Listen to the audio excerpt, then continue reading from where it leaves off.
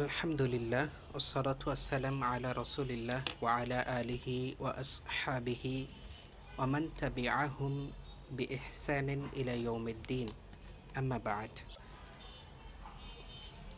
সম্মানিত শ্রোতাবৃন্দ, এখন আমি আলোচনা করতে চাই শাবান মাসের ফজিলত নিয়ে এবং শাবান মাসে কী কী করণীয় সেই বিষয়গুলো নিয়ে। ওমা তাওফীকি ইল্লা বিল্লাহ। শাবান মাসের প্রথমে অর্থটি জেনে নেওয়া যাক। শাবান হুয়া ইসমুন লিশ-শাহরি, শাবান হচ্ছে একটি মাসের নাম। ওয়াকাদ সুম্মিয়া বিযালিকা লিআন্নাল আরাবা কানু ইয়াতাশা'আবুনা ফীহি লিতলাবিল মিয়াহ ওয়া কিলা তাশা'উবুহুম ফিল গারাত ওয়া কিলা লিআন্নাহু শা'আবা আই যাহারা বাইনা শাহরাই রাজাবিন ওয়া রমাদান ওয়া ইয়াজমা'ু আলা শা'বানাত ওয়া শা'আবিন। শাবান মাসের ক্ষেত্রে বলা হয়ে থাকে যে আরবরা এই মাসটিতে পানি অন্বেষণের জন্য অথবা যুদ্ধের জন্য এই মাসটিতে বিভিন্ন অঞ্চলে বেরিয়ে পড়তো, বিভিন্ন জায়গায় বেরিয়ে পড়তো। এবং এই যে বেরিয়ে পড়াটাকে আরবিতে বলা হয় তাশাউব। তাশাউব থেকে শাবান শব্দটি এসেছে। এবং আরও বলা হয়ে থাকে রজব এবং রমজানের মধ্যবর্তী সময়টিতে এই মাসটি প্রকাশিত হয় এবং প্রকাশিত অর্থে বলা হয়ে থাকে শাআবা। রজব এবং রমজানের মধ্যে এই মাসটি শাআবা করে দেখে এটাকে শাবান বলা হয়। শাআবা মানে হচ্ছে প্রকাশ পায়। তাহলে শাবানের অর্থ দাঁড়াচ্ছে প্রকাশমান বা প্রকাশিত, বিচ্ছুরিত, এরকম কিছু, যদি আমরা একদম ভেঙ্গে অর্থ বলি বাংলাতে। তো এরপরের আলোচনা হচ্ছে শাবান মাসের গুরুত্ব নিয়ে। শাবান মাসের গুরুত্ব নিয়ে বলার ক্ষেত্রে আমরা প্রথমে হাদিস বলতে চাই। কুরআনুল কারিমে শাবান মাস নিয়ে সুনির্দিষ্টভাবে কোনো তথ্য আসেনি। তো এখন আমরা যে কিতাবটি থেকে পড়ে শোনাতে চাই সে কিতাবটির নাম হচ্ছে আল জামিউল কামিল ফিল হাদিসিস সহিহিশ শামিল। কিতাবটির সংকলক হচ্ছেন জিয়াউর রহমান আদমি। তিনি বছরখানেক আগে মারা গেছেন, আল্লাহ ওনার উপর রহম করুন। এই কিতাবটি বাংলাতে অনুদিত হয়েছে সহিহ হাদিস বিশ্বকোষ নামে এবং এখনও অনুবাদের কাজ চলছে আমার জানা মতে।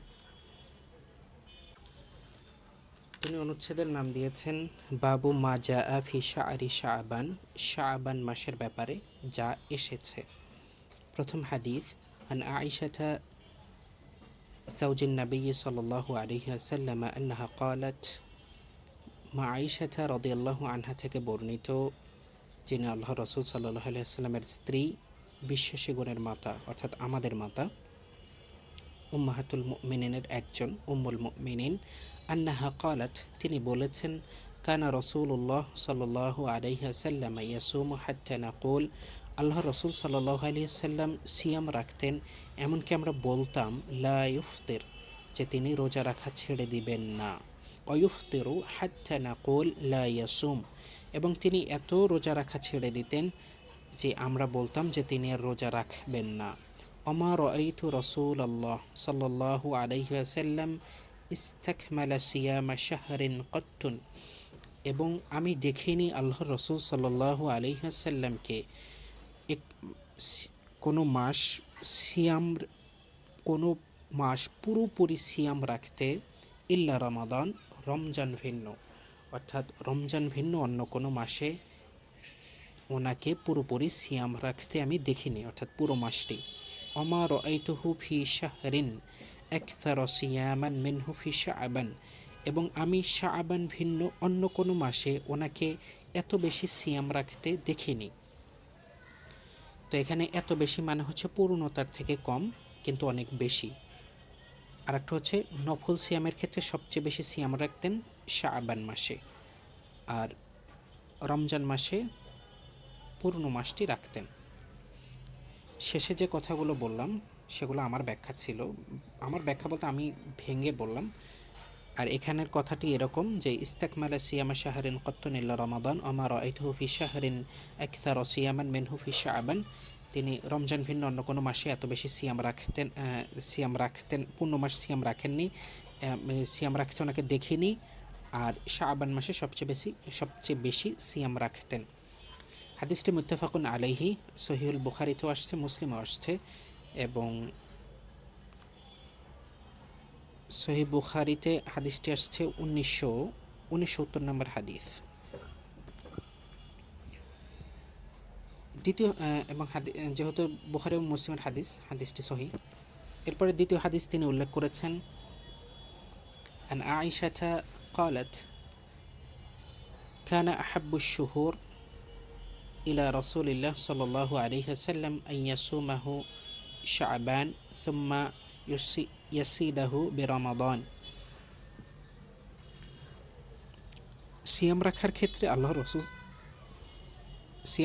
আল্লাহ রসুল সাল্লাল্লাহু আলাইহি সাল্লামের কাছে সবচেয়ে প্রিয় মাস ছিল শাবান। অতঃপর তিনি রমজানের সাথে শাবান মাসকে সম্পৃক্ত করে দিতেন। হাদিসটি হাসান। আর মান যেগুলো বলছি, হাদিসের মান, এগুলো হচ্ছে এই কিতাবের সম্মানিত সংকলক জিয়াউর রহমান আদমি রাহিমাহুল্লাহর তাহকিক।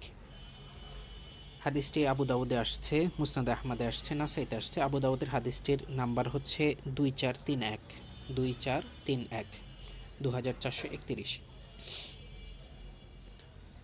তো এই হাদিসটি থেকে যা শিখলাম যে তিনি এক নাগারের সিয়াম রেখেছেন, অর্থাৎ শাবান মাস রাখলেন, শাবানের 30 বা 29 তারিখেও রাখলেন, তারপর রমজানের 1 তারিখেও রাখলেন।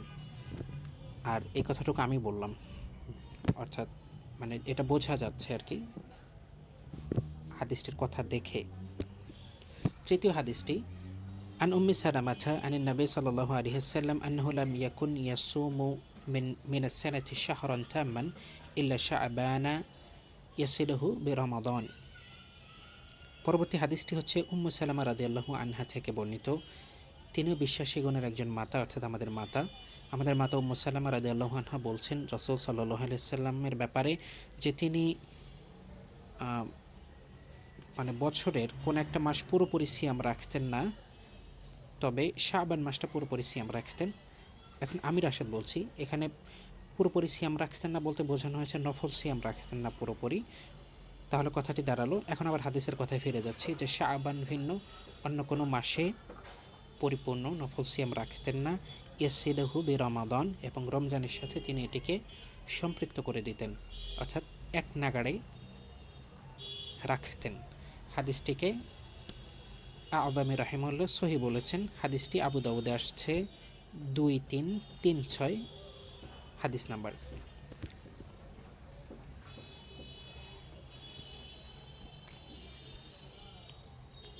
এরপরের হাদিসটি হচ্ছে উম্মু সালামা থেকেই। তিনি বলছেন, মা রাআইতু রাসূলুল্লাহ সাল্লাল্লাহু আলাইহি ওয়াসাল্লাম সামা শাহরাইনি মুতাতাবিআইনি ইল্লা আন্নাহু কানা ইয়াসিরু শাবানা বিরমাদান। আমি আল্লাহর রাসূল সাল্লাল্লাহু আলাইহি ওয়াসাল্লামকে এক নাগাড়ে 2 মাস সিয়াম রাখতে দেখিনি, শুধুমাত্র শাবান এবং রমজানের ক্ষেত্রে দেখেছি, এবং তিনি শাবানকে রমজানের সাথে সম্পৃক্ত করে দিতেন।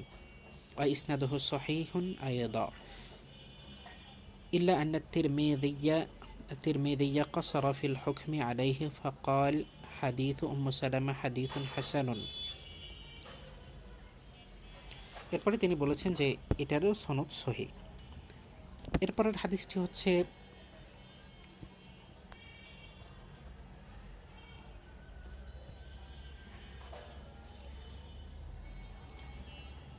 আন আবি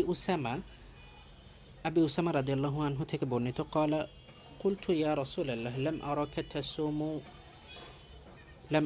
تصوم من شهر من الشهور ما تصوم من شعبان يا رسول الله, হে আল্লাহ রসুল সাল্লাল্লাহু আলাইহি সাল্লাম, আমি আপনাকে শাবান ভিন্ন অন্য কোনো মাসে এত বেশি সিয়াম রাখতে দেখি না যতটা শাবানে রাখেন। ক্বালা, আল্লাহ রসুল সাল্লাল্লাহু আলাইহি সাল্লাম বললেন, যাকা শাহরুন ইয়াগফুলুন নাসু আনহু, এটা হচ্ছে এমন একটি মাস যেই মাসে মানুষ, এই মাসটি থেকে মানুষ গাফেল থাকে। বাইনা রজাবিন ও রমাদন, এবং এটি হচ্ছে রজব এবং রমজানের মধ্যবর্তী মাস। অহুয়া শাহরুন তুরফা ফিহিল আমাল, এটা হচ্ছে সেই মাস যেই মাসে আমলসমূহ উত্থিত হয় ইলা রাব্বিল আলামিন, জগৎসমূহের প্রতিপালকের নিকট আমলসমূহ উত্থিত হয়। ফা আহাব্বু আই ইউরফা আমালি, আর আমি পছন্দ করি যে আমার আমলসমূহ উত্থিত হোক। ও আনা সাইম, এবং আমি সিয়াম অবস্থায় আছি। এই হাদিসটিকে আদমি রহিমুল্লাহ হাসান বলেছেন। হাদিসটি আহমাদে আসছে, মুসনাদে আহমাদে আসছে।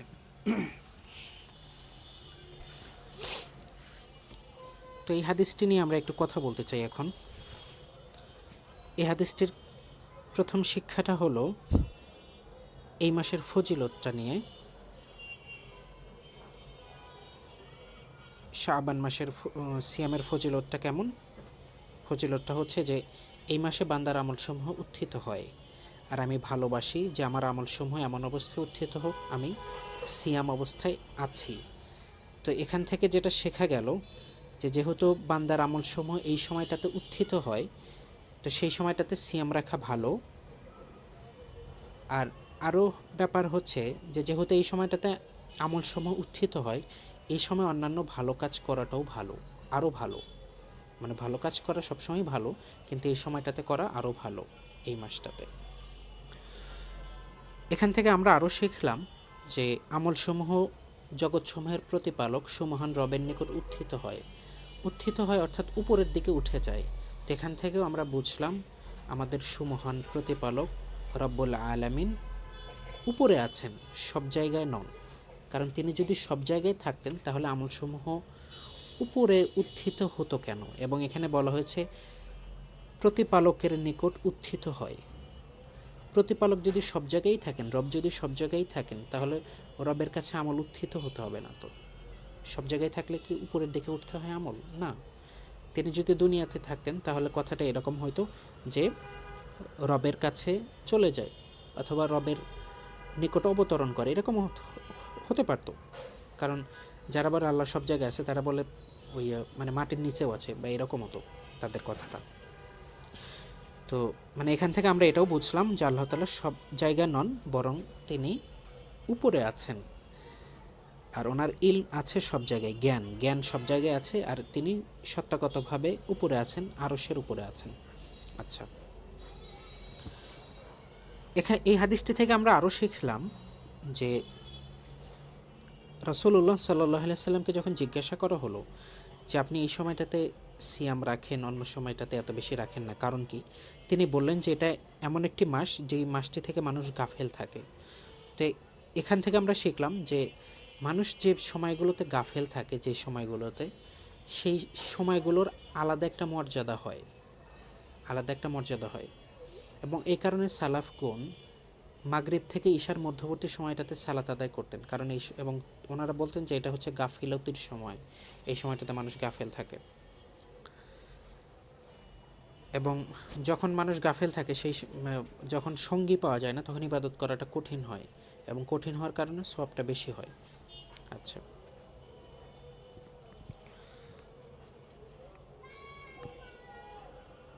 এর আগের হাদিসটি নিয়ে আমরা বলি।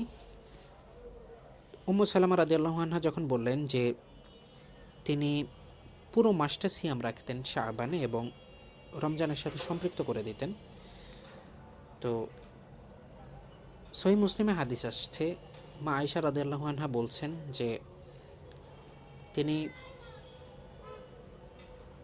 অধিকাংশ সময় সিয়াম রাখতেন, মানে সবচেয়ে বেশি সিয়াম রাখতেন শাবানে, যেন পুরোটাই রাখতেন। তো সহিহ মুসলিমের ওই হাদিসটি হচ্ছে এটার ব্যাখ্যা, যে পুরোটা রাখা মানে হচ্ছে অধিকাংশ সময়টা রাখা। এবং এই ব্যাখ্যাটা জুমহুর উলামায়ে কেরাম নিয়েছেন বলেই আমি জানি। আর বর্তমান সময়ে islamweb.com এই ব্যাখ্যাটিকেই প্রাধান্য দিয়েছেন। ইমাম নববী রাহিমাহুল্লাহ এই ব্যাখ্যাটিকে নিয়ে এসেছেন, এবং ওনার বর্ণনা শৈলীতে মনে হয় তিনি এই ব্যাখ্যাটিকেই প্রাধান্য দিয়েছেন। তো সেই কারণে আমাদের উচিত হচ্ছে এই সময়টাতে যতটা সম্ভব সিয়াম রাখা, আর ইখতিলাফ থেকে দূরে থাকার জন্য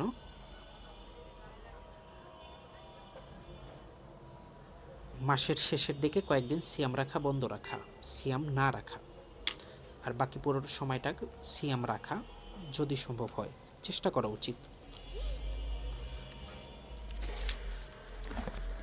আর বান্দার আমলসমূহ উত্থিত হওয়ার ক্ষেত্রে আরও কিছু হাদিস আসছে। সেটা হলো যে প্রতি সপ্তাহের বৃহস্পতিবার এবং সোমবারে বান্দার আমলসমূহ উত্থিত হয়, এবং রাসূলুল্লাহ সাল্লাল্লাহু আলাইহি সাল্লাম বলেছেন, আমি ভালোবাসি যে আমার আমলসমূহ এমন সময় উত্থিত হোক যে আমি সিয়াম অবস্থায় রয়েছি। তো ওলামা একরাম বলেছেন যে আমলসমূহ উত্থিত হওয়ার ব্যাপারে আলেমগণ বলেছেন, একটা হচ্ছে দৈনিক উত্থিত হওয়া, দিনের ফজরের সময় এবং আসরের সময় হয় এটা। আর একটা হলো সাপ্তাহিক উত্থিত হওয়া, এটা সোমবার এবং বৃহস্পতিবার। আর একটা শাবান মাসে উত্থিত হওয়া, সাপ্তাহিক, দৈনিক, সাপ্তাহিক এবং বাৎসরিক আমল উত্থিত হওয়ার ব্যাপারটা। তো কেউ বলেছেন যে দৈনিকের যেটা হয় সেটা বিস্তারিত থাকে, আর বাৎসরিক যেটা হয় সেটা সংক্ষিপ্ত পরিসরে হয়। আবার কেউ বিপরীতটা বলেছেন যে দৈনিকেরগুলো সংক্ষিপ্ত পরিসরে হয়, বাৎসরিক যেটা হয় সেটা বিস্তারিত পরিসরে হয়। আল্লাহ ভালো জানেন, তবে আমরা এই কথাগুলো বললাম বোঝানোর স্বার্থে।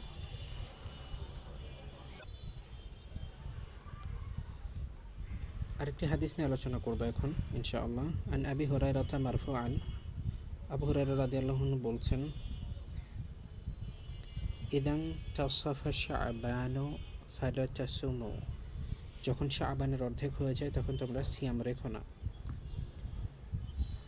এই হাদিসটিকে তিরমিজি সহিহ বলেছেন, ইবনে হিব্বান, হাকিম, তাহাউই, ইবনে আব্দুল বার, আহমদ শাকির এবং আলবানিও সহিহ বা হাসান বলেছেন। তো এক্ষেত্রে উলামা ইকরাম ব্যাখ্যা করেছেন যে যারা প্রথমার্ধে রাখবে না, অর্থাৎ প্রথম শাবান মাসের প্রথম অর্ধেকে যে সিয়াম রাখে নাই সে শেষের অর্ধেকেও সিয়াম রাখবে না, এটা। আর যে প্রথম অর্ধেকে সিয়াম রেখেছে সে পরেও রাখতে পারবে। আরেকটা হাদিস, ক্বালা রাসূলুল্লাহ সাল্লাল্লাহু আলাইহি ওয়াসাল্লাম, লা তুকদ্দিমু রমাদানা বিসাওমি ইয়াওমিন আও ইয়াওমাইনি, তোমরা রমজানকে স্বাগত জানিও না একটি সিয়াম অথবা দুইটি সিয়াম দিয়ে। ইল্লা রাজুলান কানা ইয়াসুমু, তবে যে ব্যক্তি, এমন একজন ব্যক্তি যে সিয়াম রাখে, ইয়াসুমু সাওমান ফালিয়াসুমহু, যে সিয়াম রাখে সে সিয়াম রাখুক। এই হাদিসটির ব্যাপারে উলামা ইকরাম বলেছেন যে এই হাদিসটিতে যারা আগে সিয়াম রাখে নাই পরে সিয়াম রাখা শুরু করেছে তারা এই সময় আর সিয়াম রাখবে না। এই হাদিসটির ব্যাপারে ইমাম তিরমিজি রাহিমাহুল্লাহ বলেছেন, ওয়া মা'না হাযাল হাদিস ইনদা বা'দি আহলিল ইলম, এই হাদিসটির অর্থ কিছু আহলুল ইলমের কাছে, অর্থাৎ উলামায়ে মাশায়েখের নিকট, আইয়াকুনা রাজুলু মুফতিরান, যেই ব্যক্তিটি সিয়াম রাখে নাই, ফাইদা বাকিয়া মিন শাবানা শাইউন, এরপরে শাবান মাস যখন শেষের দিকে, আখাদা ফিস সাওমি লিহালি শাহরি রমাদান, তখন সে সিয়াম রাখা শুরু করলো রমজান মাসকে স্বাগত জানানোর জন্য। তো এই ব্যক্তিদের ক্ষেত্রে হচ্ছে এটা প্রযোজ্য যে আগে রাখে নাই, রমজানের পুরো মাসটাই রাখে নাই, শেষের দিকে এসে সিয়াম রাখা শুরু করছে। কিন্তু যে আগে সিয়াম রাখতো শাবানের প্রথম দিক থেকে, তার ক্ষেত্রে এই হাদিসটা প্রযোজ্য না। ইবনে বাস রাহিমাহুল্লাহ বলছেন, আল মুরাদু বিহি আন নাহয়ু আন ইবতিদাইস সাওম বা'দা নিসফি, এখানে তিনি বলেছেন যে এখানের উদ্দেশ্যটা হচ্ছে যে শাবানের দ্বিতীয় অর্ধে অর্থাৎ প্রথম অর্ধের পরে, অর্ধেক চলে যাওয়ার পরে 15 দিন পরে সম শুরু করা। আম্মা মান সামা আকসারাশ শাহরি, আর যে ব্যক্তি অধিকাংশ সময়টাই সিয়াম রেখেছে, আও কুল্লাহু ফাকাদ আসাবা সুন্নাহ, অথবা পুরোটাই সিয়াম রেখেছে তাহলে সে সুন্নাহ অনুযায়ী আমল করেছে, তাইলে তার এই সময়টাতে সমস্যা নেই। শাইখ নাসিরউদ্দিন আলবানী রাহিমাহুল্লাহ বলছেন যে যার হচ্ছে অভ্যাস রয়েছে সিয়াম রাখার, সে হচ্ছে সিয়াম রাখতে পারবে। ইবনে বাস রহিমাহুল্লাহ বলছেন, উদাহরণ দিয়েছেন যে কেউ সাপ্তাহিক সিয়াম রাখে সোমবার বৃহস্পতিবার, বা কেউ হচ্ছে একদিন অন্তর অন্তর সিয়াম রাখে। তো এই মানুষগুলোর যদি সিয়াম পড়ে যায়, ধরেন শাবানের 30 তারিখেই সিয়াম পড়ে গেছে, যে সে একদিন পর পর রাখে, সেই দিনটা পড়ে গেছে, অথবা সেদিন বৃহস্পতিবার, এবং তার বৃহস্পতিবারে সিয়াম রাখার অভ্যাস আছে সোমবার বৃহস্পতিবারে, তাহলে সে সেদিন সিয়াম রাখবে, সমস্যা নেই। যদিও তার পরের দিনই, মানে আজকে সিয়াম রাখলো 30 তারিখ হিসেবে, পরের দিন 1 তারিখ রমজান মাসের 1 তারিখ, পরের দিন হচ্ছে রমজান মাসের সিয়াম পড়তেছে, লা বা'সা বিহি, এটাতে কোনো সমস্যা নেই।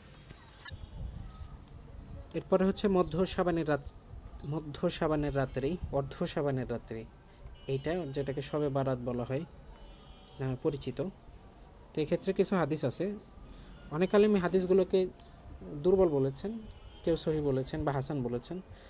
তো নাসিরউদ্দিন আলবানী রহিমাহুল্লাহ বলছেন যে কিছু মানে যে হাদিসটাকে হাসান বলেছেন, সেই হাদিসটা হলো ইন্নাল্লাহ তাআলা লা ইয়াত্তালিউ ফি লাইলাতিন নিসফি মিন শাবান, নিশ্চয়ই আল্লাহ তাআলা শাবানের মধ্যরাত্রিতে, অর্ধ শাবানের রাত্রি অর্থাৎ 15 তারিখের রাত্রিতে তিনি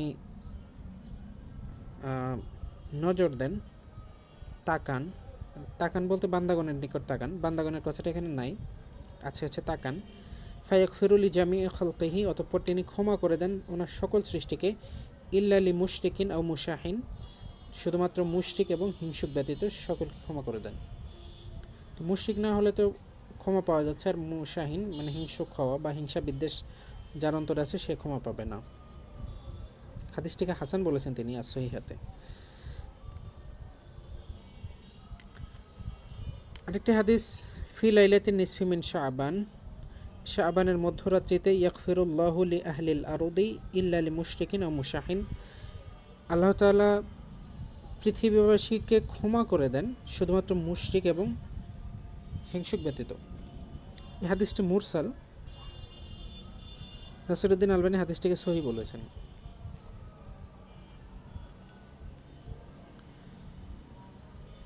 এখন এই হাদিসটি সহি হোক বা দুর্বল হোক, এখানে সেই রাত্রে নির্দিষ্টভাবে কোনো ইবাদতের কথা নাই এই হাদিসে।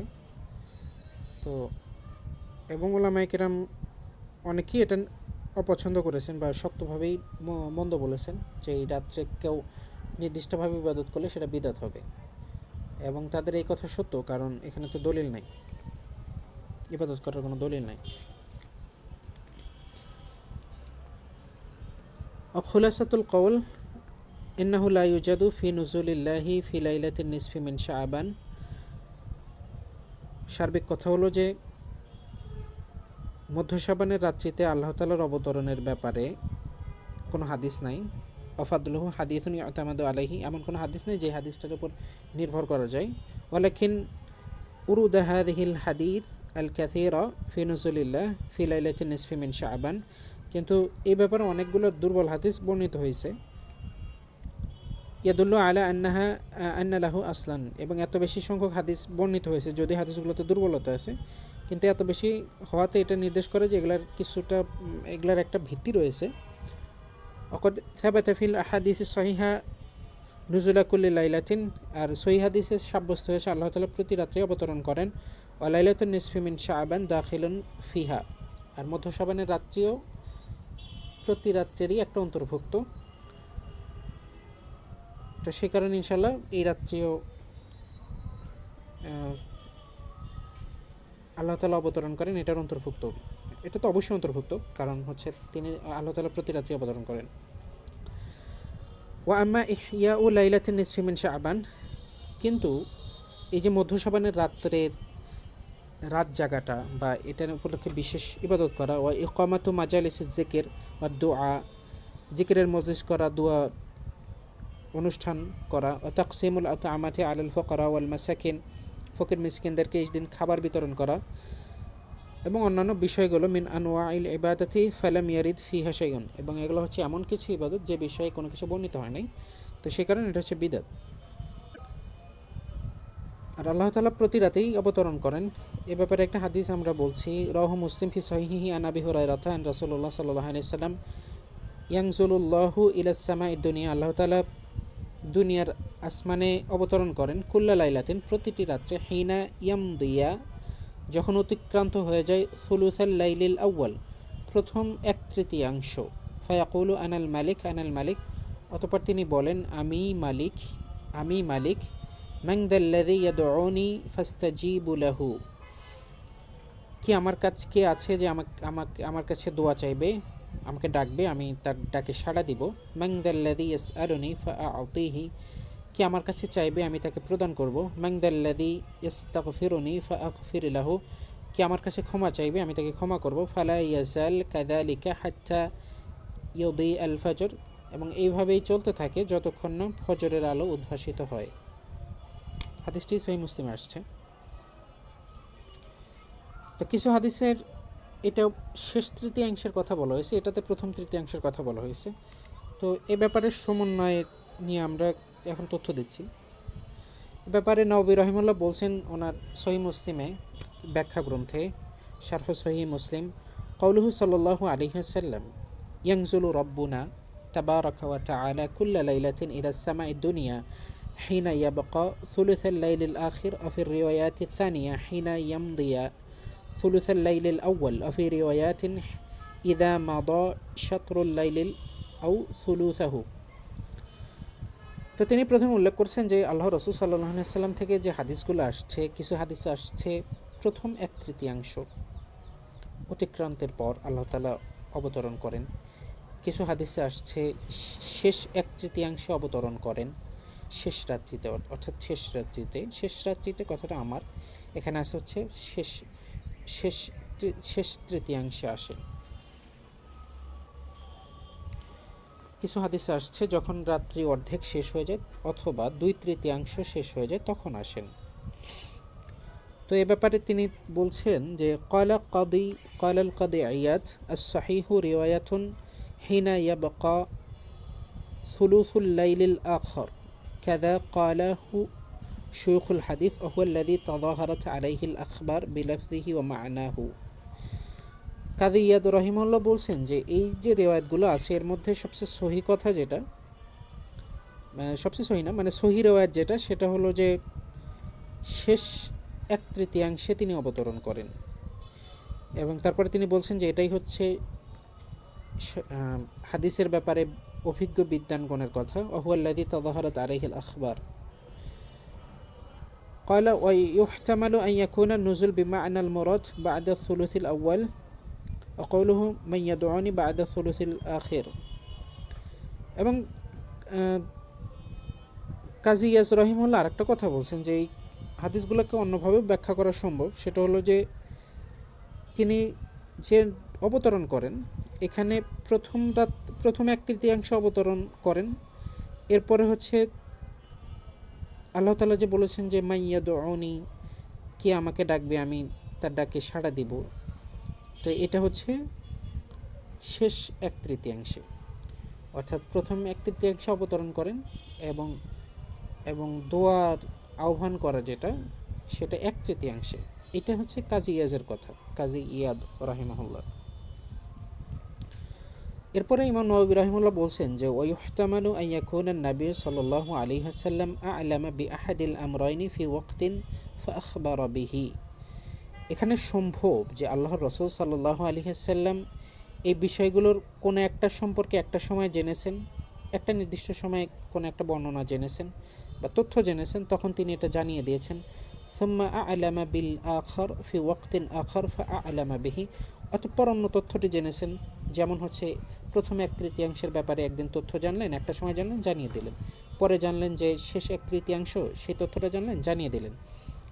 তো আসামিআ আবু হুরায়রা আল খাবারাইনি ফানাকালাহুমা জামিআ। তো তারপরে আবু হুরায়রা রাদিয়াল্লাহু আনহু দুটো তথ্যই শুনেছেন, তো দুটো তথ্যই একসাথে বর্ণনা করছেন। আসামিআ আবু সাঈদ আল খুদরি খবরা সুলুসিল আউয়াল, আর আবু সাঈদ খুদরি রাদিয়াল্লাহু আনহু প্রথম এক তৃতীয়াংশে অবতরণের হাদিসটা শুনেছেন। ফাকাত ফাআখবারাহু বিহি মা আবি হুরায়রা, তো সে কারণে তিনি শুধু এই হাদিসটাই বর্ণনা করেছেন আবু হুরায়রার সাথে। কামা যাকারাহু মুসলিম ফি রিওয়ায়াতিল আখিরা, যেমনটা সহিহ মুসলিমে আসছে ওয়াহাদা দহির, এবং এটাই হচ্ছে প্রকাশ স্পষ্ট অগ্রাধিকার প্রাপ্ত কথা।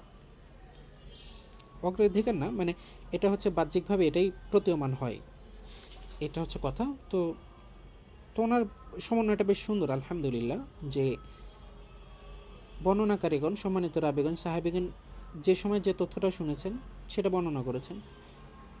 তার আগে আল্লাহ রসুল সাল্লাল্লাহু আলাইহি সাল্লাম যখন যে তথ্যটা জেনেছেন, যখন জেনেছেন যে শেষ 1/3 তখন তিনি সেটা জানিয়েছেন। যখন জানছেন মধ্যরাত্রিতে জানিয়েছেন। এরপরে জানিয়েছেন যে প্রথম 1/3 অতিক্রমের পরেই আসেন তিনি, সেটা জানিয়ে দিয়েছেন। তো রাবিগণ সবগুলোই বর্ণনা করেছেন, সে কারণে হাদিসগুলো এরকম হয়েছে। আল্লাহু আ'লাম।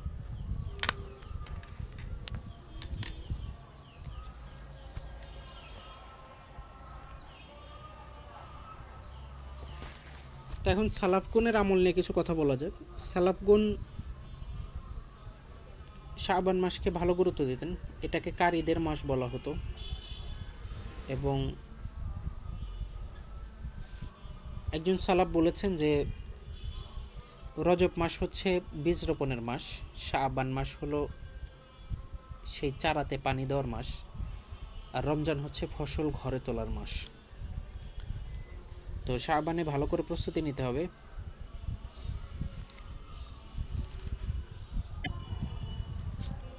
ওনারা এই সময়টাতে সিয়ামের জন্য ভালো করে প্রস্তুতি নিতেন, রমজানের সিয়ামের জন্য। আর ইবনু রজব রহিমউল্লাহ বলছেন যে এই যে ফরজ সালাতের আগে যেমন সুন্নাতের আতেবা থাকে, সালাত শেষে যেমন সুন্নাতের আতেবা থাকে, তো রমজানের আগের ও পরের নফল রোজাগুলো এরকম সুন্নাতের আতেবার মতো। এবং ফরজ সিয়ামের যে ঘাটতি থাকা সেটা ইনশাল্লাহ এটা পূরণ করে দেবে, সেটা ইবনু রজব রহিমউল্লাহ এভাবে ব্যাখ্যা করেছেন।